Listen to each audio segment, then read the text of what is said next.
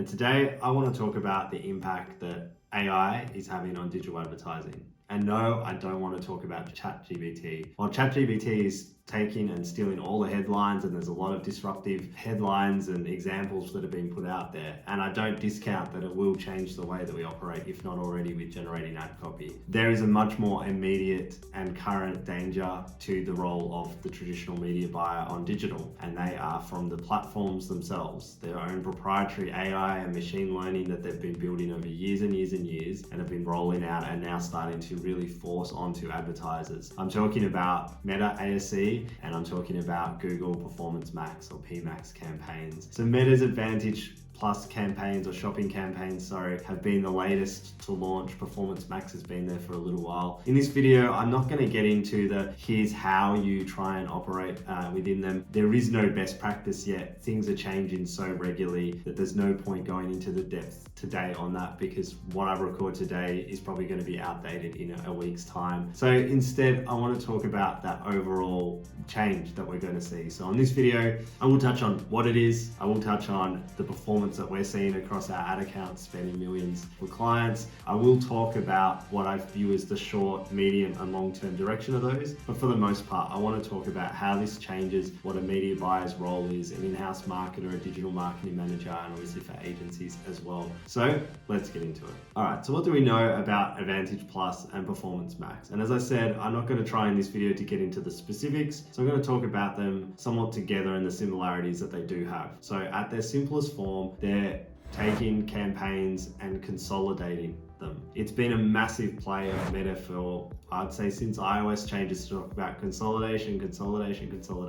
Google hasn't talked about it as much. For Google, I think it's a lot more about how to embrace a full funnel, move them out of just bottom of the funnel. They've always struggled to get the majority of advertisers, obviously the big brands, but getting the majority of advertisers comfortable with display and YouTube. So this is a way of kind of forcing that full funnel. So they're both single campaigns. Now, Advantage Plus has far less signals. It really is only the country that you're targeting, an objective, and maybe excluding audiences to frame that up. Performance Max gives you the opportunity to build out audience signals, but again, you're not actually in control of those audience signals and where they might go. So there's simplified campaigns, single objective, and multi-placement. And this is what's causing probably the most tension right now for marketers and agencies and everyone working through is this multi-placement, because we've been so attuned to contextualizing the creative that we're going to put in each place, wanting to have control over what the copy will be, while the AI and machine learning has been pushing us more and more to embrace dynamic creative and responsive search ads, to let the machine go through multiple versions of copy. It still is a hard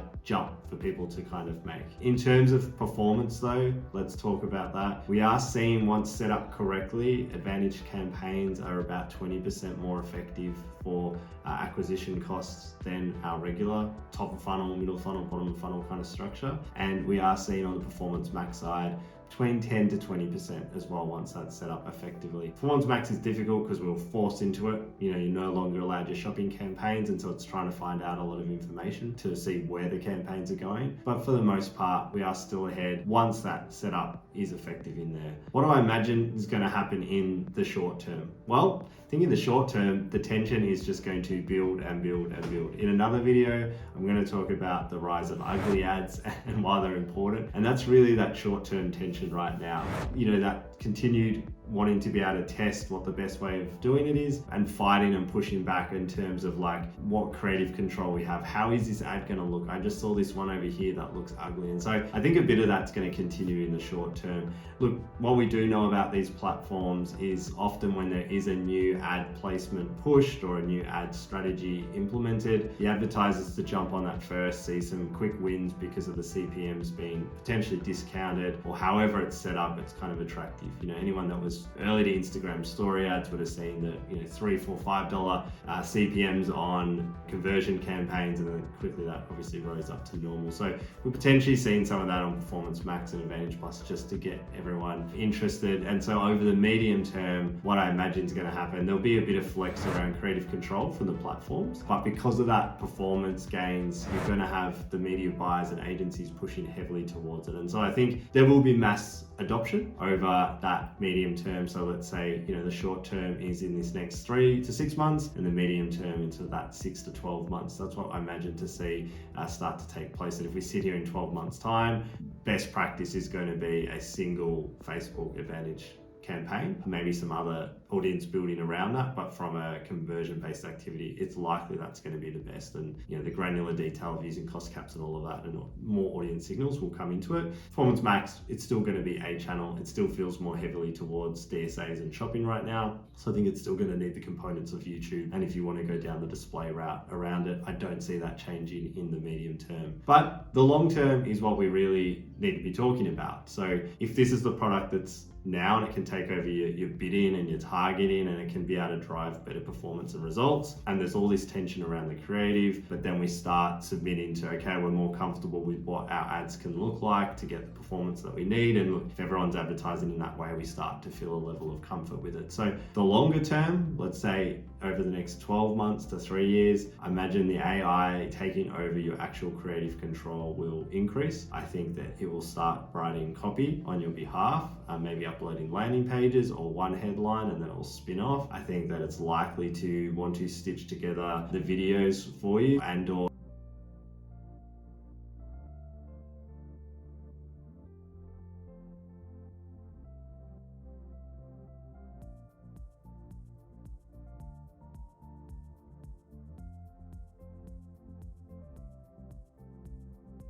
the role of the media buyer changing, and then it needs to change to be more creative led. And that's absolutely true, but what happens if the AI starts wanting to interfere in the creative over that medium to long term as well? And so I do think that we're at a kind of critical moment, that the very, very heavily data driven technical engineering style media buyers, they are at risk. And you do seriously need to start looking at understanding how brands are built over the long term. Go to the marketing science, read Bennett and Field's work, follow Mark Ritson, look at the traditional marketing research that says this is how brands are built. You need to be able to understand that not everything needs to go to short-term objectives. And so if you are just short-term engineered focused, I just manipulate things to get today's result, I think you're probably at risk in terms of what you're doing today. If you can add creative to that, I think that buys you over the next 1 to 2 years a level of expertise, but it does something else. I think it's going to start training a muscle to be able to understand what's the best way of feeding the algorithms, the platforms, information, and really getting very, very tight at understanding things like hooks and holds or thumb stops to be able to understand what retains information and what flows from there. I don't think that's going to be exclusively a creative's role. I think that is going to be someone who's looking at budget and managing that across channels. The other thing I believe for a media buyer is that you're going to have to get out of this traditional and digital. It's going to be a recombine of what that looks like, the digitization of traditional media, plus all these changes to simplify the digital platforms, means that media buying is going to have to, all the best media buyers, I believe, are going to be looking at things cross-platform, cross-channel. You're going to need that level of expertise to understand what the impact of running my meta campaign is on TikTok and TikTok on Facebook and on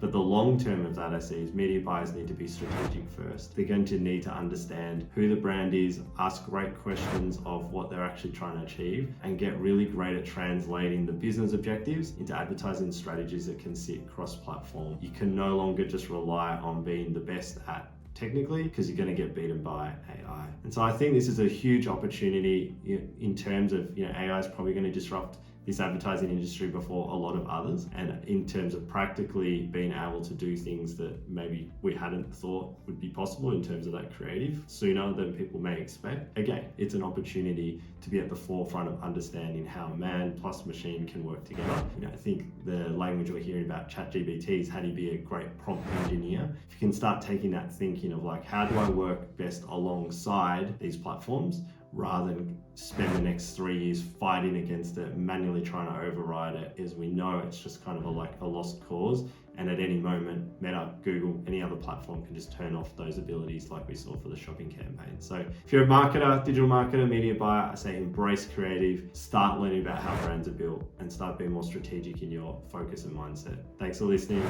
Hit subscribe. I'm going to share more content like this over the year. Thanks so much. Bye.